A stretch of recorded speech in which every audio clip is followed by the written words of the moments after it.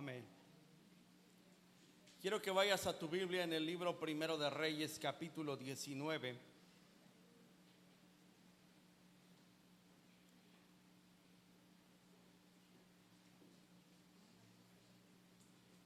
Yo no platiqué con mi esposa lo que iba a predicar hoy, pero ya les dijo el final y trataré de desarrollar lo anterior, ¿ok? Así que Elías es un hombre, es un profeta que está en un momento de crisis de fe. Llamamos crisis de fe a esa etapa o esa encrucijada en la cual a veces nos encontramos y donde tenemos que echar mano de aquello que es una convicción en nuestro corazón y de aquello que Dios ha sembrado en nuestro interior. Así que vamos a tratar de desarrollar esta tarde algo que la Biblia nos enseña a través de la historia de el profeta Elías. Primer libro de Reyes, capítulo 19, versículo 8. Dice así la escritura, en el nombre del Padre, del Hijo y del Espíritu Santo. Dice: se levantó pues y comió y bebió, y fortalecido con aquella comida, caminó 40 días y 40 noches hasta Horeb, el monte de Dios. Y allí se metió en una cueva donde pasó la noche, y vino a él palabra de Jehová, el cual le dijo: ¿qué haces aquí, Elías? Él respondió: he sentido un vivo celo por Jehová, Dios de los ejércitos, porque los hijos de Israel han dejado tu pacto, han derribado tus altares y han matado a espada a tus profetas, y solo yo he quedado, y me buscan para quitarme la vida. Y él dijo: sal fuera, ponte en el monte delante de Jehová. Y aquí Jehová que pasaba, y un grande y poderoso viento que rompía los montes y quebraba las peñas delante de Jehová. Pero Jehová no estaba en el viento. Y tras el viento un terremoto, pero Jehová no estaba en el terremoto. Y tras el terremoto un fuego, pero Jehová no estaba en el fuego. Y tras el fuego un silbo apacible y delicado. Y cuando lo oyó Elías, cubrió su rostro con un manto y salió y se puso a la puerta de la cueva. Y he aquí vino a él una voz diciendo: ¿qué haces aquí, Elías? Él respondió: he sentido un vivo celo por Jehová, Dios de los ejércitos, porque los hijos de Israel han dejado tu pacto, han derribado tus altares, han matado a espada a tus profetas, y solo yo he quedado, y me buscan para quitarme la vida.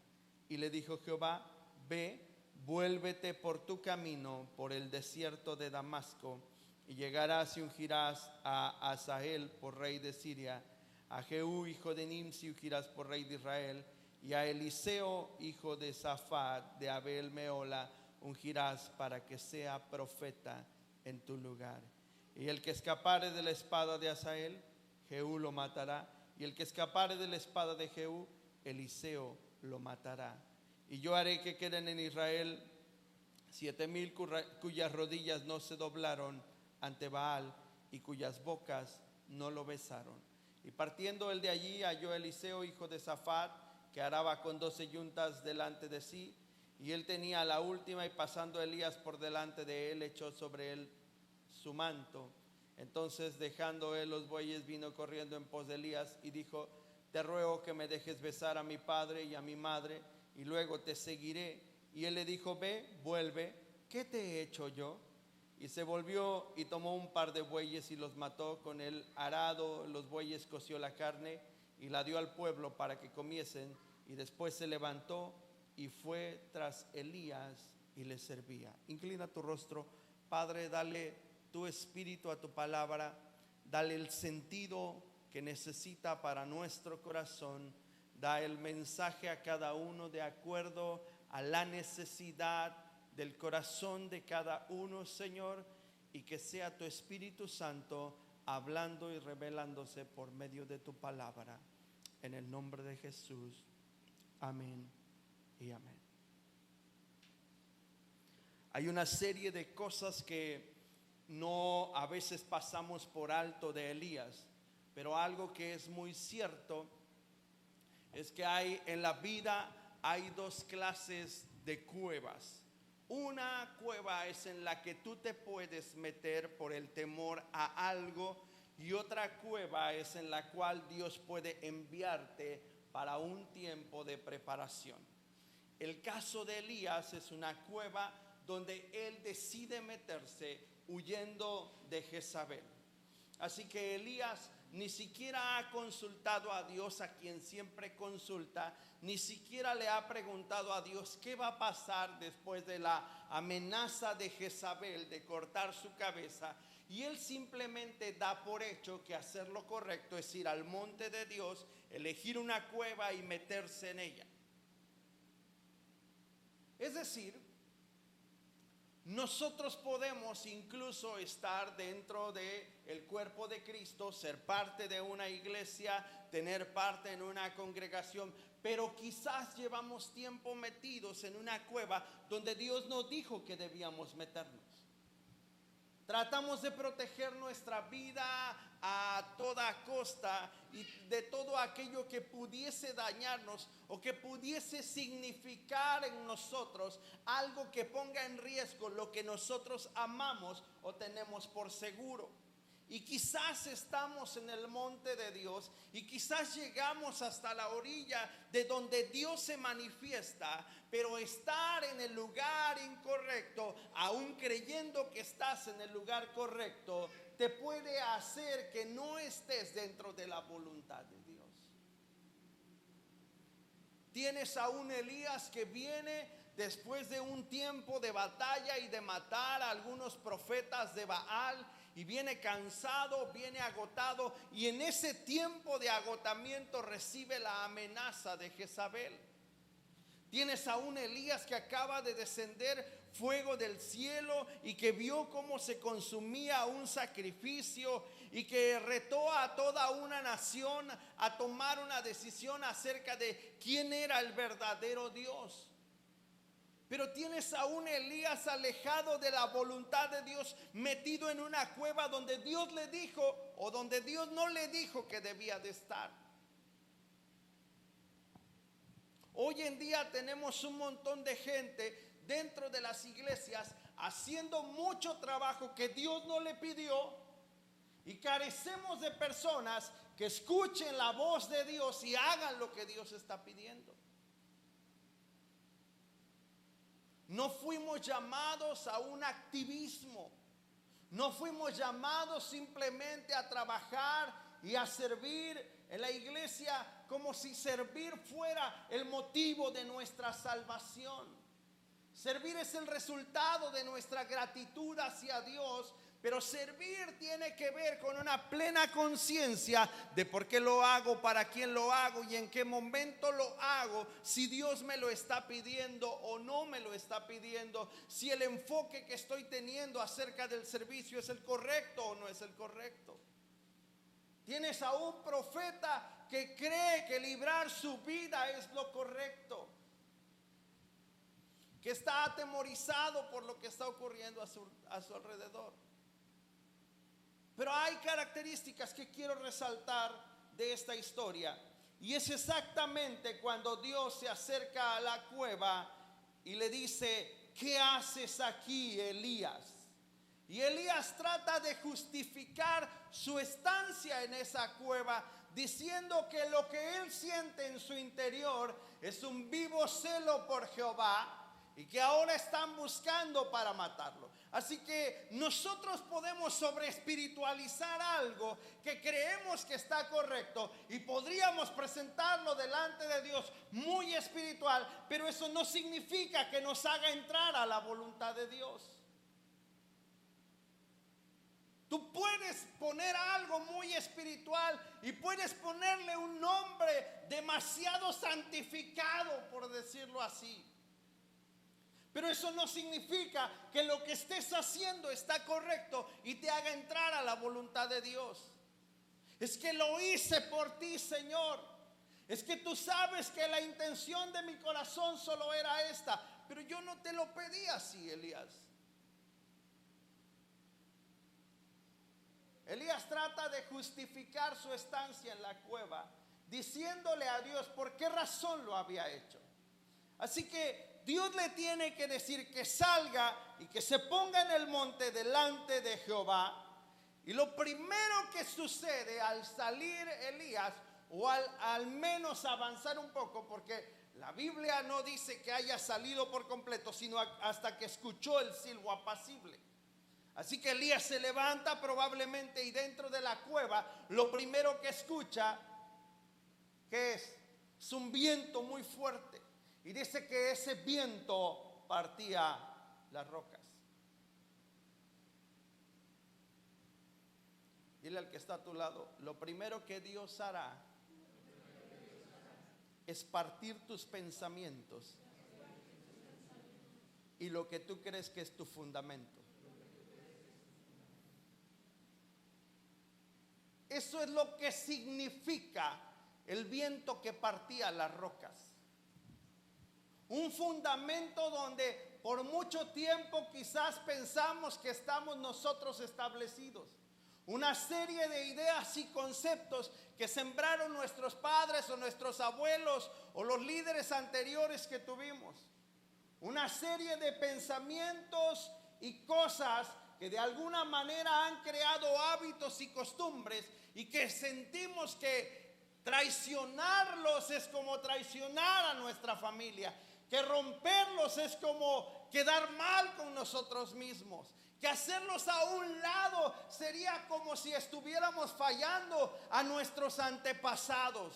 Creemos que si prometimos algo a alguien, aunque esto sea incorrecto, tenemos que cumplirlo, porque nos debemos a esa persona y no a Dios mismo, que ha hecho un pacto más grande con nosotros. Y nos manejamos en base a conceptos que el mundo ha creado y que la gente ha adoptado como suyos. Y aunque Dios en su viento está intentando quebrar nuestros pensamientos y el falso fundamento que hemos establecido, nos aferramos a ello como si ello fuera a darnos la salvación y la seguridad de que en Él estamos caminando. Lo que Dios está haciendo con Elías es desquebrajar su mentalidad, porque Elías está acostumbrado a lo estruendoso. Así que para Elías no es raro escuchar un viento recio. Para Elías no es raro una manifestación escandalosa, bulliciosa de parte de Dios. Para Elías no es raro ver a Dios obrando de una forma extraordinaria. Para él no es extraño. Y Dios tiene que mostrarle que Él puede partir lo que sea de la forma que Él quiera. De la misma manera que en el altar del sacrificio el fuego consumió el agua y hasta hizo polvo las piedras, Dios le está mostrando que ese mismo Espíritu Santo, en una manifestación diferente, puede y quiere hacer lo mismo en Él. Y después dice que vino un terremoto. Dile al que está a tu lado, a veces Dios tiene que sacudirte para arrancar de ti lo que tú no quieres soltar.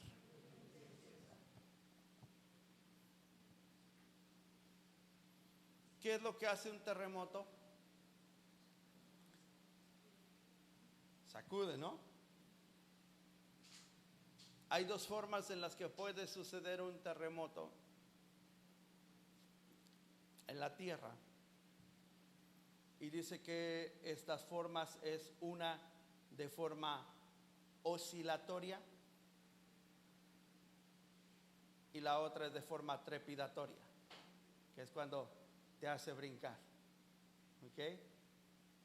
Si alguien no ha tenido, no, yo creo que aquí o quizás alguien de viaje en algún lugar ha tenido la experiencia de un terremoto o de un temblor. Es impresionante lo que se siente.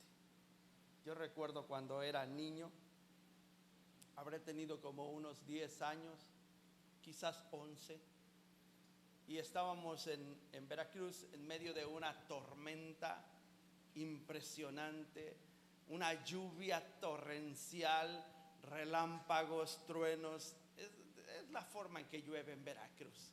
Es natural, hasta ahí no había problema. Estábamos acostumbrados a eso.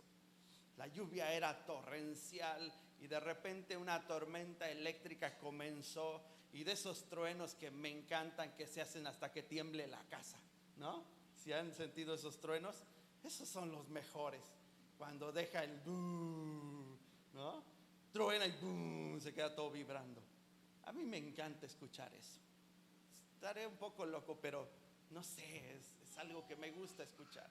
Y de repente estaban los truenos y los relámpagos y la lluvia torrencial, y de repente solo se escuchó un tronido en la tierra y empezó a temblar y empezó un movimiento oscilatorio, y de repente todo se movía en casa, las paredes comenzaron a tronar, y de pronto ya no era un movimiento oscilatorio, era un movimiento trepidatorio. Todo en aproximadamente 2 o 3 minutos. Fue lo más impresionante de esto. No era el temblor, era escuchar el grito de la gente en la calle y ver a la gente arrodillada a media calle y decir: Dios, perdóname, el mundo se va a acabar. Y la gente gritaba como loca que el mundo ya se iba a acabar, que hoy era el día en que se iba a acabar el mundo. Yo era un niño y recuerdo que yo solo me quedé impresionado, y yo le decía a mi papá y a mi mamá: ¿y qué hacemos? Y decía mi papá: tú tranquilo, no pasa nada. Doblemos nuestras rodillas y oremos al Señor, que Él tenga misericordia de nosotros. Y me acuerdo que doblamos nuestras rodillas en familia y comenzamos a orar que la misericordia de Dios nos alcanzara y que nada sucediera. Llegaron mis abuelos y mi abuela venía muy asustada. Llegaron algunos tíos a la casa y lo primero que pensaron también es: algo peor va a suceder y no sabemos si estamos listos para lo que Dios tiene para nosotros.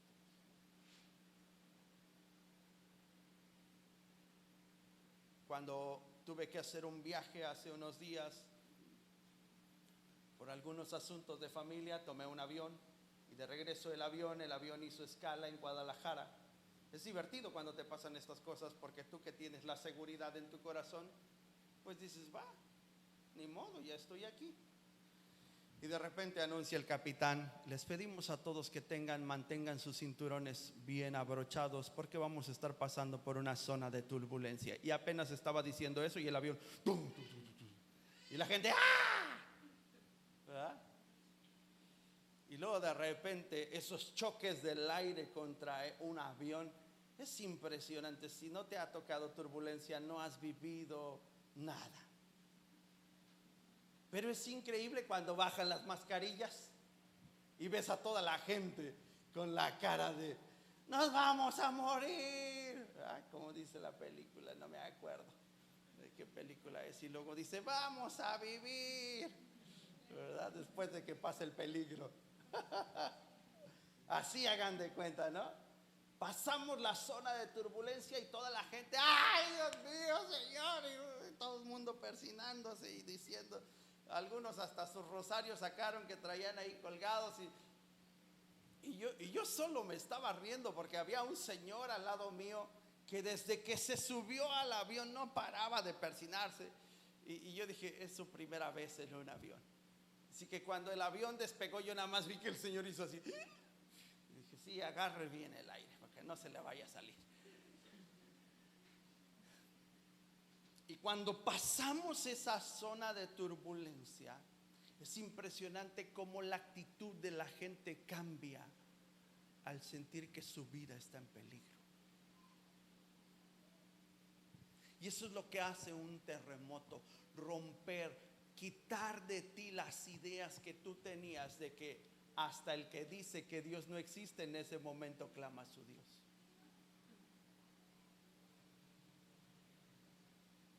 Ahí es donde te das cuenta cuán valioso es que alguien en algún momento de tu vida te haya hablado de Jesús. Mientras todos gritaban, yo simplemente trataba de dormir. Y yo dije, no, pues no me van a dejar dormir. Y no es que yo me haga el valiente. No creas que no piensas en ese momento en lo que puede suceder. Pero hay una seguridad en mi corazón que pase lo que pase, Él nunca pierde el control. Pero ¿sabes qué es necesario? Que un terremoto a veces nos sacuda para arrancar de nosotros aquello que no funciona para entrar en su voluntad. Por eso es que de tiempo en tiempo Dios viene y sacude tus pensamientos. Por eso es que de tiempo en tiempo Dios viene y sacude tu casa. Y cuando hablo de sacudimiento me refiero a este movimiento del terremoto. Y después dice la Escritura que vino ¿qué? Un fuego, ¿no es cierto?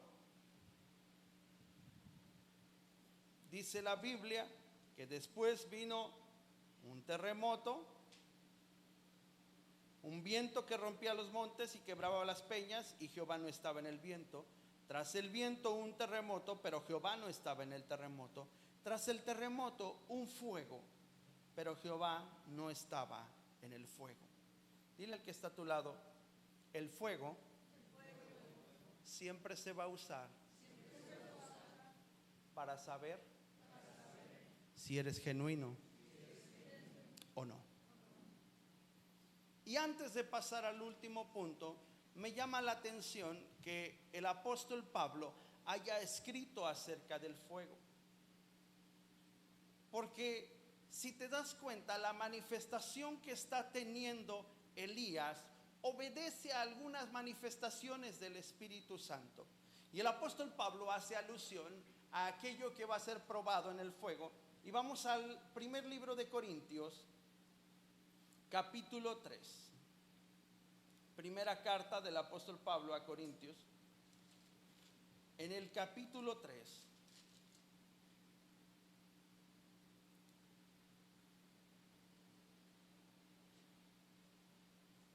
En el versículo 10. Dice, conforme a la gracia de Dios que me ha sido dada, yo como perito arquitecto puse el fundamento y otro edifica encima. Pero cada uno mire cómo sobreedifica. Porque nadie puede poner otro fundamento que el que está puesto, el cual es Jesucristo. Y si sobre este fundamento alguno edificare oro, plata, piedras preciosas, madera, heno, hojarasca, la obra de cada uno se hará manifiesta, porque el día la declarará, pues por el fuego será revelada. Y la obra de cada uno, cual sea, el fuego ¿qué?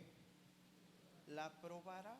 Y si permaneciere la obra de alguno que sobreedificó, recibirá recompensa. Y si la obra de alguno se quemare, él sufrirá pérdida, si bien él mismo será salvo, aunque así como por fuego. Así que el apóstol Pablo está diciéndonos que todos, absolutamente todos, vamos a ser pasados por el fuego. Por el fuego para probar las obras de nuestro corazón. Dile al que está a tu lado, Dios ve tu intención. No lo puedes engañar. Así que la obra que hacemos cada uno de nosotros, lo que Dios pesa es la intención, la forma en la que lo hacemos, el corazón que tenemos para hacer las cosas. Y esas obras quedan al descubierto cuando son pasadas por el fuego.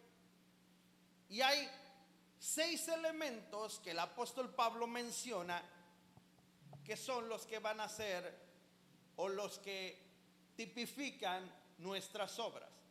Y quiero empezar de abajo hacia arriba, es decir, el apóstol Pablo comienza mencionando los metales preciosos primero, pero quiero comenzar por los que menciona al final.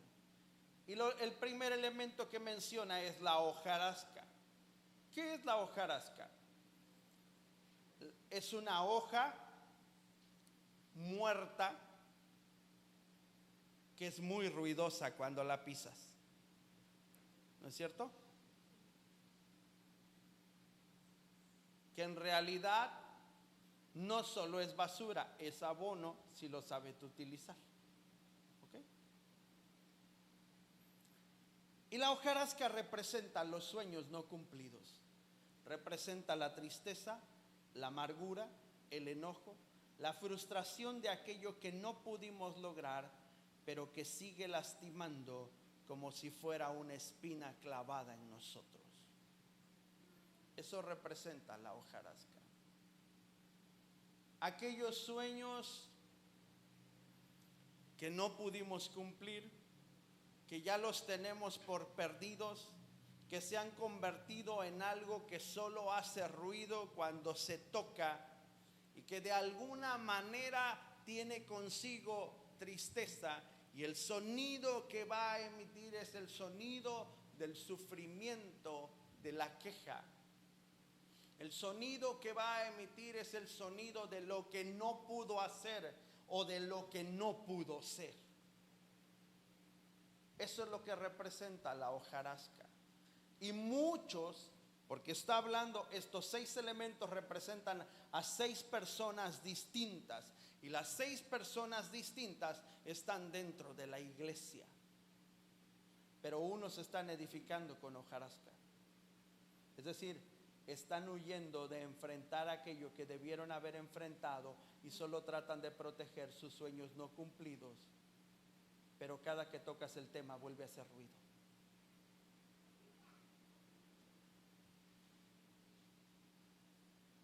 ¿O no? Y después tenemos el heno. ¿Qué es el heno? ¿Alguien conoce el heno? ¿Sí? ¿Qué es el heno? No el heno, el heno, ¿verdad? ¿Qué es heno? El que ponen en el nacimiento en Navidad. Sí, el heno es esa plantita seca que se utiliza para adornar. Pero ¿saben qué en realidad es el heno? Es un parásito que crece pegado a los árboles.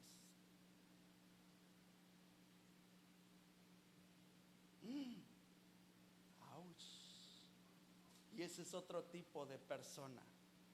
Es un parásito que representa la inmadurez.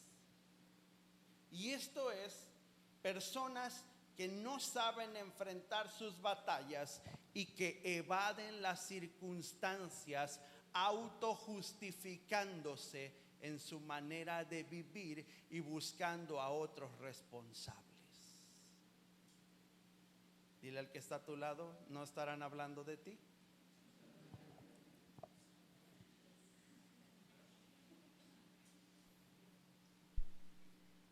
Es aquel que necesita que alguien más haga para él poder hacer.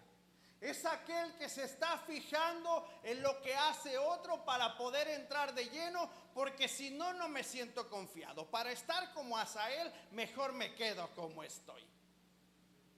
Ese es el que edifica con heno.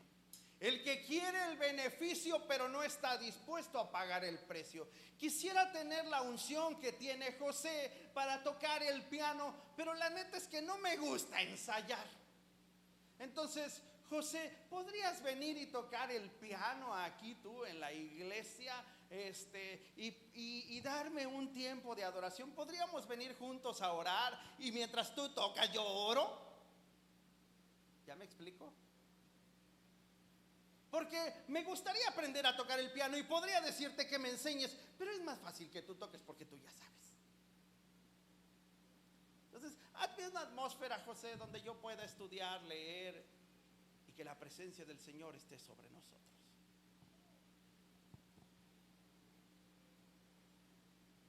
El heno representa precisamente a esa persona que aún a pesar de que tiene muchos años en la iglesia, sigue viendo solo los defectos de los demás, pero no logra alcanzar a ver las virtudes y las cosas buenas que alguien tiene.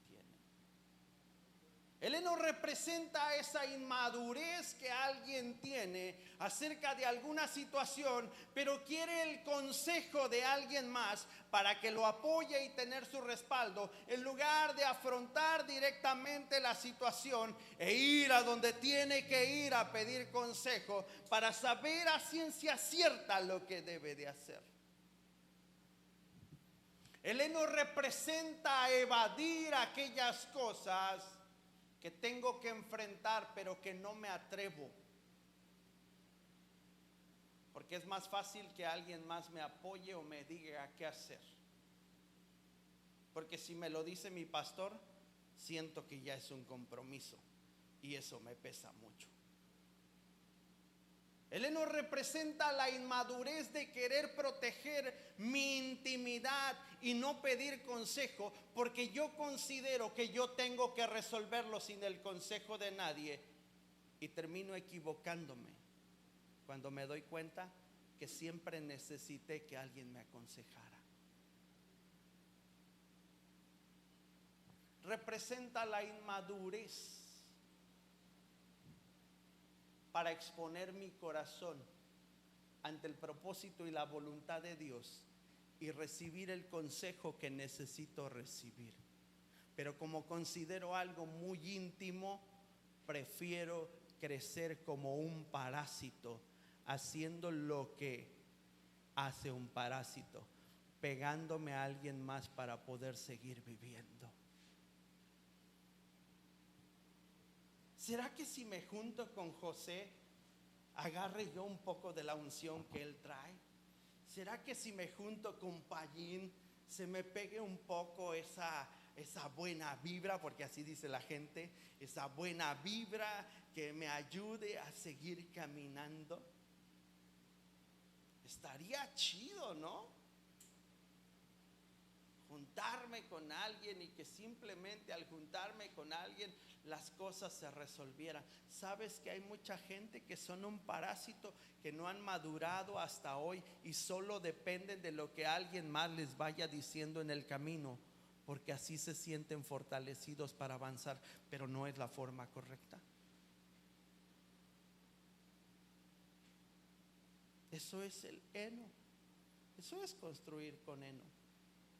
Edificar, y dice la Biblia que se puede edificar con heno, con inmadurez.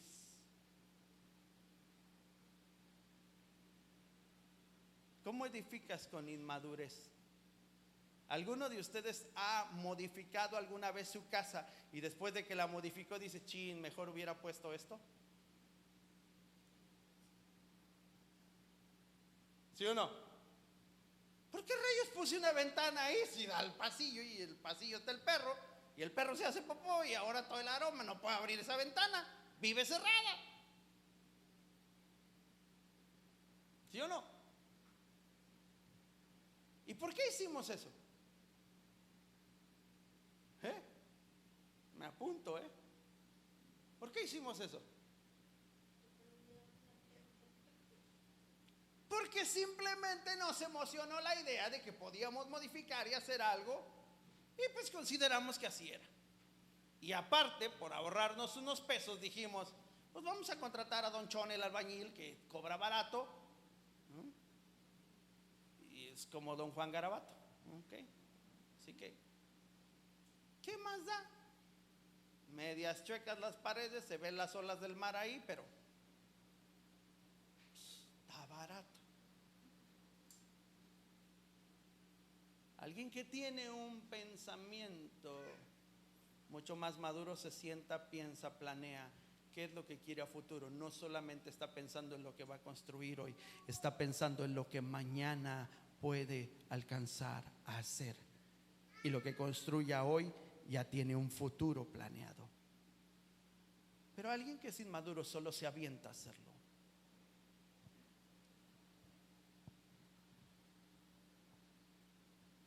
menciona la madera. Y la madera tipifican éxitos frustrados, una vida que es cortada, porque eso es la madera. ¿Ok? ¿Cómo hacemos para obtener madera? Frustramos la vida de un árbol. El árbol está diseñado por Dios para vivir 1000, 2000 años quizás.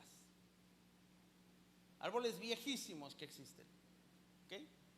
Porque ese es el diseño.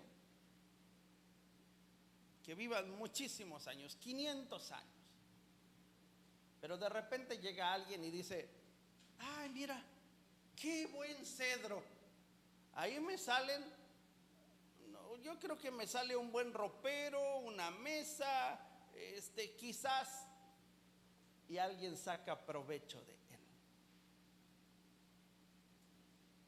Dile al que está a tu lado: la gente sacará provecho de ti. Y cuando ya no funciones, no te van a voltear a ver.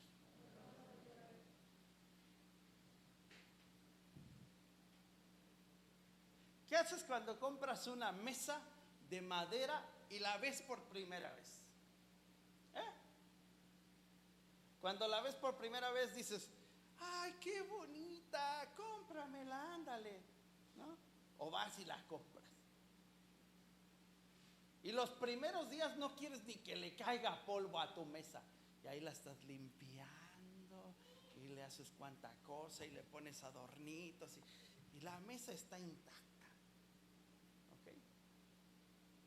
Pero solo basta que alguien se atreva a darle un rayón a esa mesa y esa mesa ya deja de ser tan importante como lo era antes. Es exactamente lo mismo que con un carro, ¿no? Compras tu carro nuevo de agencia y no quieres ni siquiera que lo toquen, ¿no? Es más, no quieres ni recargarte en él ni ponerle las pompillas ahí, porque ay, no se vaya a bollar. Y lo andas cuidando y lo lavas cada fin de semana y le haces y le compras al Morola las llantas y lo limpias por dentro y te fijas que los vidrios estén relucientes, que no haya una sola mancha. Pero platícame al año siguiente, después de que le das el primer choque. Triste vejestorio, ya anda fallando, ya lo quiero vender.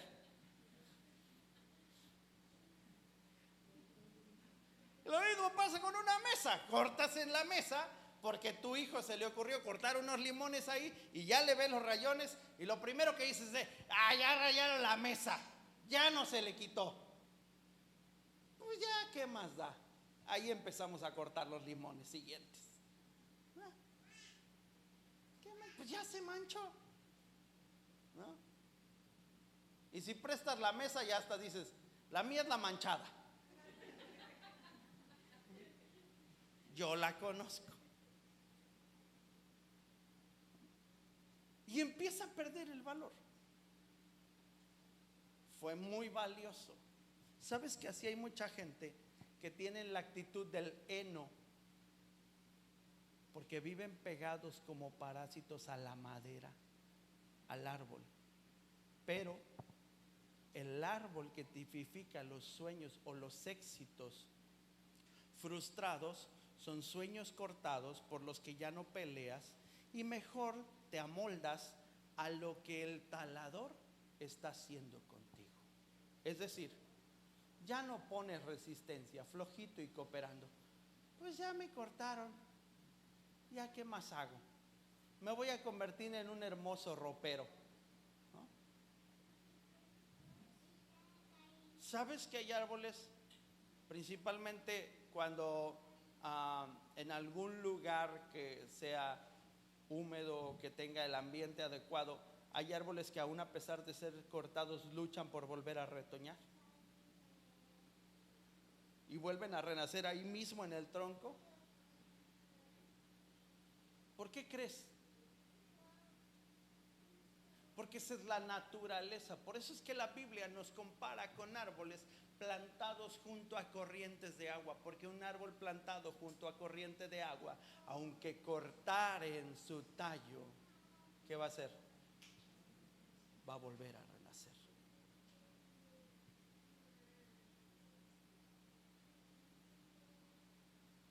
Así que el cristiano, el Hijo de Dios, no tiene que vivir solamente con éxitos frustrados como la madera, con sueños cortados.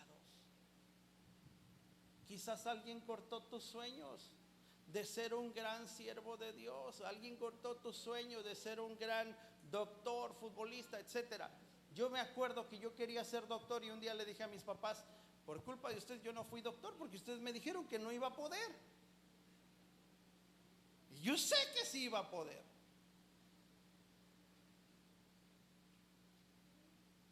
Y digo, luego les dije: pues perdónenme porque traía esto en el corazón, pero ya lo saqué. ¿Ok? Pues sí, es la verdad. Esa es la verdad. Pero no puedes vivir tu vida con sueños frustrados, ni con dolor en tu corazón. Y luego viene lo siguiente, y esto es lo que me interesa. Dice que hay quien edifica con piedras preciosas.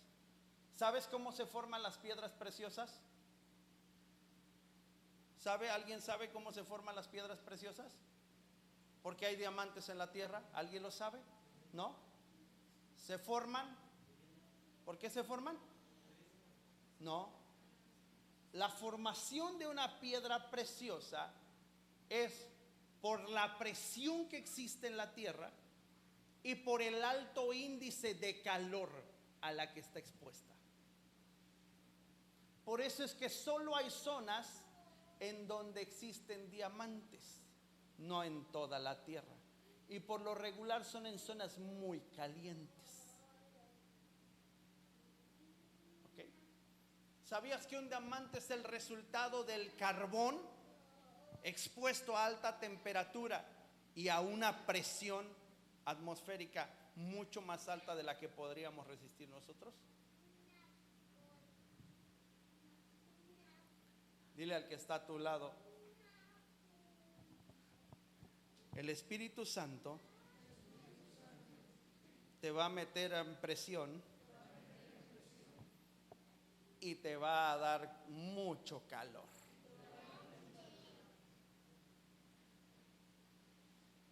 Para que pueda ser una piedra preciosa, claro está. Por eso es que la Biblia dice que la mujer virtuosa, su estima sobrepasa, ¿qué dice? Largamente a la de las piedras preciosas. ¿Sabía usted que las mujeres tienen un índice más alto de resistencia que los hombres? ¿Sí o no? Una mujer dice: me tengo que quedar despierta porque tengo que hacer no sé qué, y se queda despierta. ¿Y nosotros?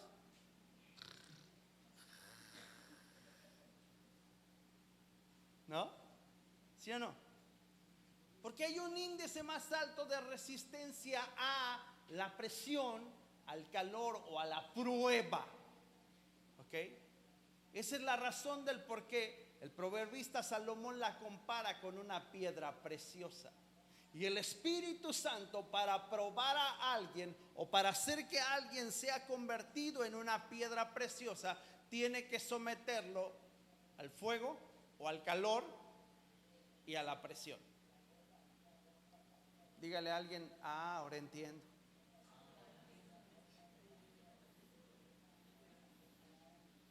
Dile: pero luego me verás brillar. Habrá señales.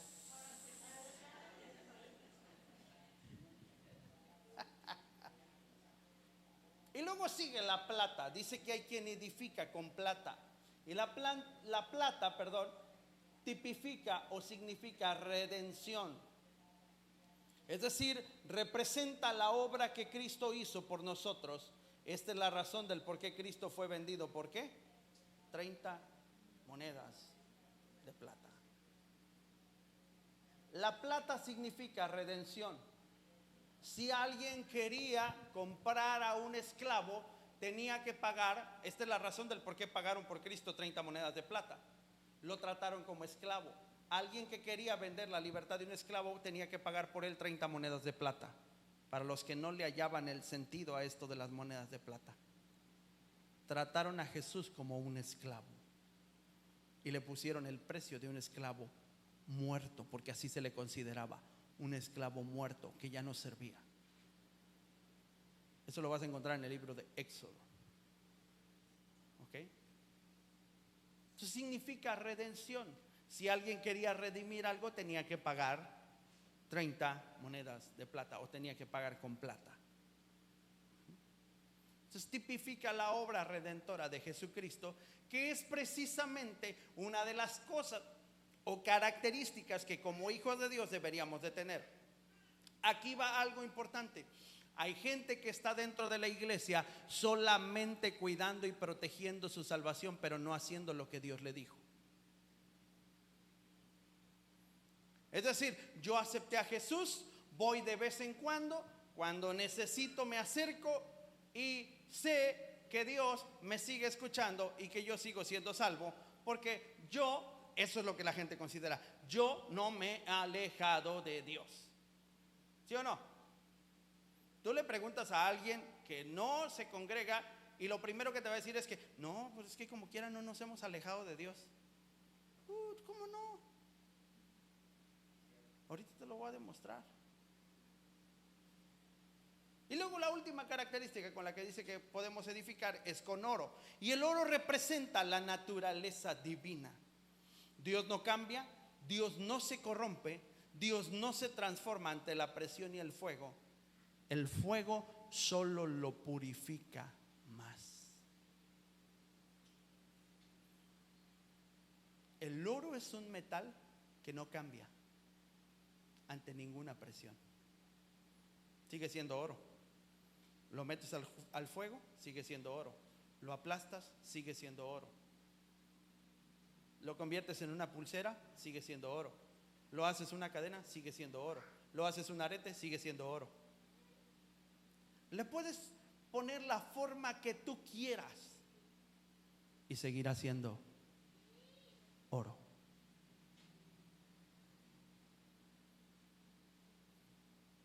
¿Qué significa eso? Que solo aquellos que tienen la naturaleza divina pueden soportar lo que venga a su vida sin perder su verdadero valor y esencia. Porque su valor y esencia se encuentra en la naturaleza de Dios, no en su naturaleza misma. Y esta es la razón del por qué después del fuego, después de ser probado por el fuego, lo que se ha edificado en Elías tiene que ser pasado por el fuego para ser probadas sus obras. Es como si Dios le dijera: a ver, Elías, acabas de hacer descender fuego del cielo. ¿Eres o no eres parte de aquellos que yo he escogido para lo que sigue? Y Dios tiene que venir en un silbo apacible. En la versión original de la escritura, en la traducción original, dice que Dios le habló en un susurro audible. ¿Qué quiere decir esto? Que para que Elías pudiera escuchar el silbo apacible, Elías tenía que estar lo suficientemente cerca de Dios para escuchar que le hacía: Elías.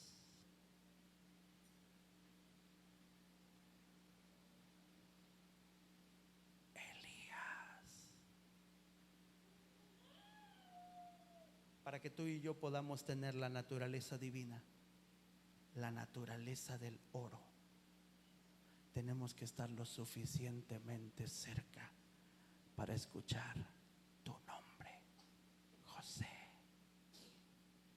Mari.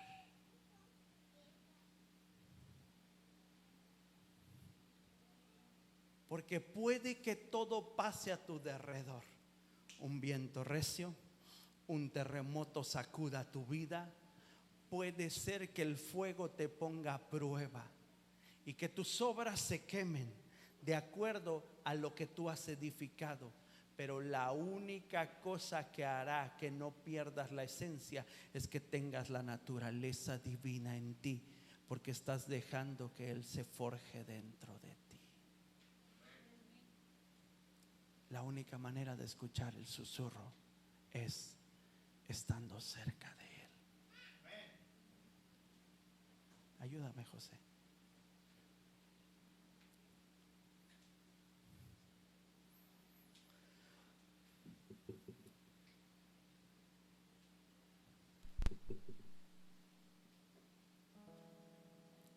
Todos aquí sin excepción, todos.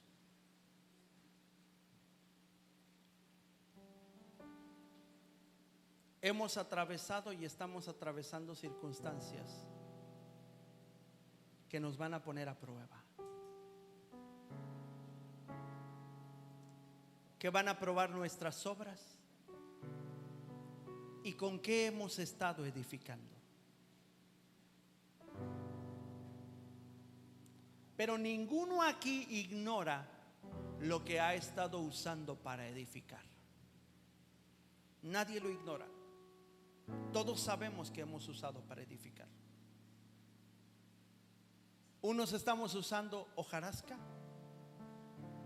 otros heno, viviendo de alguien más, otros madera.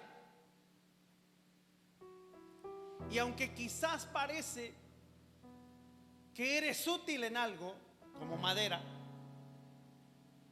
que te convertiste solamente en algo más, esa no era tu finalidad. Tu finalidad era crecer un árbol frondoso que diera sombra para que alguien más descansara y que diera fruto para que alguien más comiera. Ese no era tu destino. Así que no importa en lo que te has convertido si no se ha logrado tu destino. Sueños frustrados. Quizás estás siendo sometido a la presión y al calor del Espíritu Santo, y hay un punto en el que quizás ya no aguantas. Piensa que de ti va a salir una piedra preciosa, algo con lo que se puede edificar por medio de la obra del Espíritu Santo. Quizás lo que más valoras es tu salvación.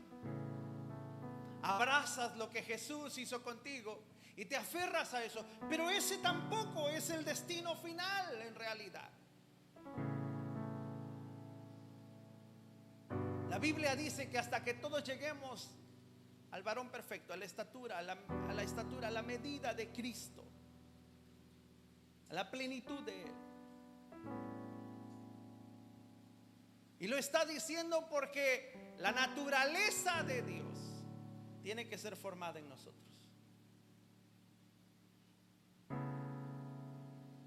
¿Sabes? Algo que impactó mucho mi corazón y que aprendí en la escuela de profetas es que cada vez, ven Evan, tú vas a ser mi cordero, ¿ok? Imagínense que Evan es el cordero. Cada vez que alguien llevaba un cordero para el sacrificio, el sumo sacerdote nunca examinaba a la persona, examinaba al cordero.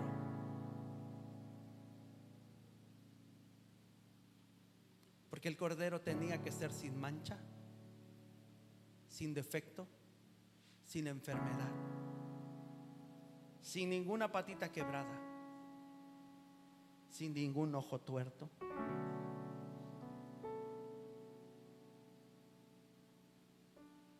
Tenía que ser sin defecto. Y lo examinaba totalmente.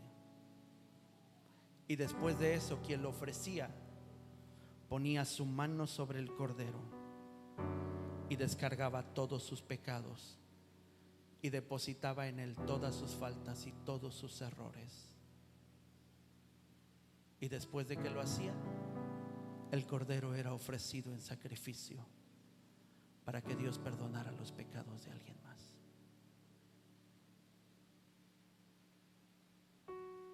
¿No se te hace que quien debería de ser examinado es la persona que ofrecía el sacrificio? Pero ¿sabes qué? Jesús ocupó el lugar del cordero,